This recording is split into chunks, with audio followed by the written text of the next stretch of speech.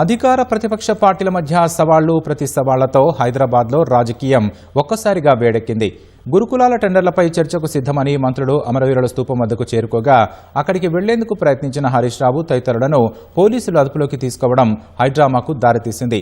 ఇదే సమయంలో అప్పులపై చర్చకు తెలంగాణ భవన్కు వస్తానన్న జూపల్లి కోసం ఎదురుచూస్తున్నట్లు కేటీఆర్ చెప్పగా అమరవీరుల స్తూపం వద్దకు వెళ్లిన మంత్రి తాను చెప్పింది అబద్దమో నిజమో కేసీఆర్ స్వయంగా చెప్పారని డిమాండ్ చేశారు. అధికార కాంగ్రెస్ ప్రతిపక్ష బీఆర్ఎస్ నేతల సవాళ్లు ప్రతి సవాళ్లు విమర్శలు ప్రతి విమర్శలతో రాష్ట్ర రాజకీయం వేడెక్కింది. రైతులకు ఎవరేం చేశారో చేసిన అప్పులపై చర్చకు సిద్ధమా అని రైతు భరోసా నిధుల విడుదల సందర్భంగా సీఎం రేవంత్ రెడ్డి చేసిన సవాల్ను కేటీఆర్ హరీష్ రావు స్వీకరించారు. కాంగ్రెస్ పాలనా వైఫల్యాలు లెక్కలతో బయటపెట్టకపోతే రాజకీయాల నుంచి శాశ్వతంగా తప్పుకుంటారని కేటీఆర్ ఛాలెంజ్ చేశారు. కేటీఆర్ సవాల్ను స్వీకరించిన మంత్రి జూపల్లి కృష్ణారావు తెలంగాణ భవన్ వస్తానని ప్రతి సవాల్ విసిరారు. దీంతో కేటీఆర్ హరీష్ రావు తెలంగాణ భవన్ కు చేరుకోవడంతో పోలీసులు పటిష్ట బందోబస్తు ఏర్పాటు చేశారు.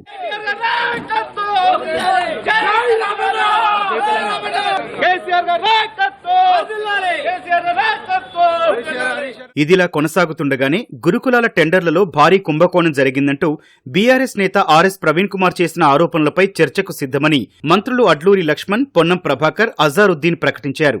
ఎమ్మెల్యే, ఎంపీలతో గన్ పార్క్ అమరవీరుల స్తూపం వద్ద బైఠాయించారు. ఎలాంటి హోదా లేని ఆర్ఎస్ ప్రవీణ్ కుమార్ కాకుండా మాజీ మంత్రులు వస్తే చర్చకు సిద్ధమని సవాల్ విసిరారు.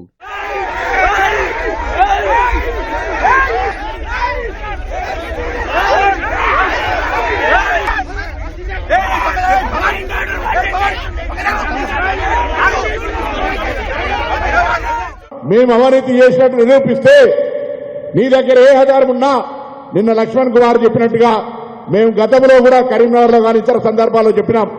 మీ ముగ్గురం ఇక్కడనే ముక్కు నేలకు రాసి మా యొక్క రాజీనామాలు ఇస్తాం. లేకపోతే మీరేం చేస్తారో చెప్పండి. ఛాలెంజ్ చేస్తా ఉన్నాం. ఊరికే ఎప్పుడు పడతాడు ఏది పడతాడు కోన్ కిస్కగాడు మాట్లాడితే రోజు జవాబు చెప్పాం. ఇది లాస్ట్ ప్రెస్ కాన్ఫరెన్స్. వస్తే శాసనసభకు రండి, లేదా ప్రెస్ క్లబ్ కు రండి. మంత్రులుగా, శాసనసభ్యులుగా, మాజీ మంత్రులుగా ఇప్పుడు శాసనసభ్యులు రండి, టైం చెప్పండి, బరాబర్ మేము వస్తాం. దీనికి ఫర్దర్ డిస్కషన్ లేదు. మంత్రుల సవాల్పై స్పందించిన హరీష్ రావు తెలంగాణ భవన్ నుంచి బయలుదేరడం హైడ్రామాకు దారితీసింది. హరీష్ రావు సహా నేతలు ముందుకెళ్లే ప్రయత్నం చేస్తుండగా పోలీసులు అడ్డుకున్నారు. ఈ క్రమంలోనే మంత్రులకు ఫోన్ చేసి వారు ఎత్తడం లేదని హరీష్ రావు తెలిపారు. చర్చకు రమ్మన్న మంత్రులు ఎందుకు వెనుకంజ వేస్తున్నారని ప్రశ్నించారు. నడుచుకుంటూ వెళ్తామంటూ హరీష్ రావు కిందకు దిగడంతో పోలీసులు అదుపులోకి తీసుకున్నారు. మంత్రులు ముగ్గురు సవాలు వేసిండ్రు. ఆర్ఎస్ ప్రవీణ్ కాదు, నువ్వే రావాలి హరీష్ రావు అన్నారు. సరే అని నా కార్యక్రమాలన్నీ రద్దు చేసుకొని గౌరవ మంత్రులు పిలిచారు. ఈ రాష్ట్రంలో దళితులకో బీసీలకో మేలు కావాలని అవినీతిని బయటపెట్టడానికి నేను బయలుదేరి వచ్చాను. తెలంగాణ భవన్ నుంచి మా ఆర్ఎస్ ప్రవీణ్ గారు, మా నాయకులు మాజీ మంత్రులు శ్రీనివాస్ గౌడ్ గారు అందరం కలిసి మేము బయలుదేరినాం. మరి ఎందుకు అరెస్ట్ చేస్తున్నారు? పిలిచింది మీరే, మీరేదో ఆడికి పోయినట్టు మమ్మల్ని ఏమో పోలీసు వాళ్ళని అడ్డం పెట్టి ఆపి మేము రాలేదన్నట్ట. విడిచిపెట్టాం. ఇవాళ పోలీసులను అడ్డం పెట్టి ఆపినమేమో, మిమ్మల్ని విడిచిపెట్టాం. అడుగడుగున ప్రశ్నిస్తూనే ఉంటాం. అసెంబ్లీలో కూడా రేపు చర్చకు పెడతాం. మీ అవినీతిని ఎండగడతాం. తెలంగాణ భవన్ కు వెళ్తానన్న మంత్రి జూపల్లి హరీష్ రావు గన్ పార్క్ కు వెళ్తున్నారని తెలిసిందని తాను అక్కడికి వెళ్తున్నానని ప్రకటించారు. అనంతరం గన్ పార్క్ వద్దకు వెళ్లిన జూపల్లి బీఆర్ఎస్ 10 ఏళ్ల పాలన ముగిసే నాటికి రాష్ట్రంపై అప్పులు, పెండింగ్ బిల్లులు కలిపి 8,21,650 కోట్ల ఆర్థిక భారం మిగిలిందని వెల్లడించారు. తాను చెప్పిన లెక్కలు తప్పని కేసీఆర్ తో చెప్పిస్తే రాజీనామాకు సిద్ధమని పునరుద్ఘాటించారు. కేసీఆర్ గారితో ప్రెస్ చెప్పండి, మేము 3,50,000 కోట్ల అప్పు. అరే ఇంత అప్పుకు ఈ రోజున నెలకు సుమారుగా సబ్జెక్టు కరెక్షన్ సుమారుగా 6,000 కోట్ల రూపాయలు. దీనిలో దాపరికి వెళ్ళలేదు. ఈ 8 లక్షల కోట్ల అప్పుకు బ్యాంకు వడ్డీ గత ప్రభుత్వాలు 7%, 8%, 9% రిజర్వ్ అప్పు తెచ్చుకునేది. అంటే సంవత్సరానికి, అంటే నెలకు 70% పడేది.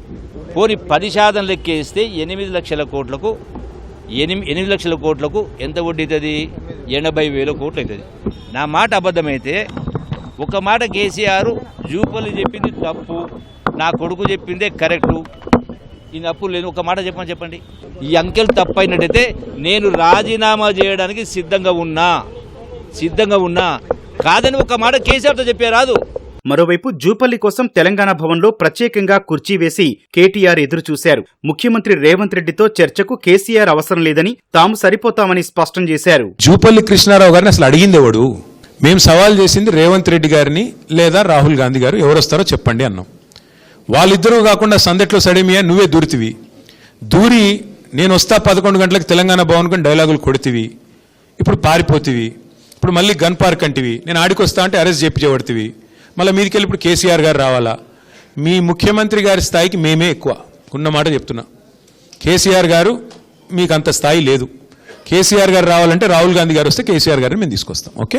అనంతరం తెలంగాణ భవన్ నుంచి గన్ పార్క్ వెళ్లేందుకు బయలుదేరిన కేటీఆర్ ను అనుమతి లేదని పోలీసులు అడ్డుకున్నారు. బీఆర్ఎస్ నేతలున్న కంచన్బాగ్ అయినా వెళ్లేందుకు అనుమతి ఇవ్వాలని కోరినప్పటికీ పోలీసులు నిరాకరించారు. మరోవైపు హరీష్ రావు, ఆర్ఎస్ ప్రవీణ్ కుమార్ ను తరలించిన కంచన్బాగ్ పోలీస్ స్టేషన్ లో మంత్రి జూపల్లి కృష్ణారావు కోసం కుర్చీ వేశారు. ఇక్కడికైనా చర్చకు రావాలని సవాల్ విసిరారు.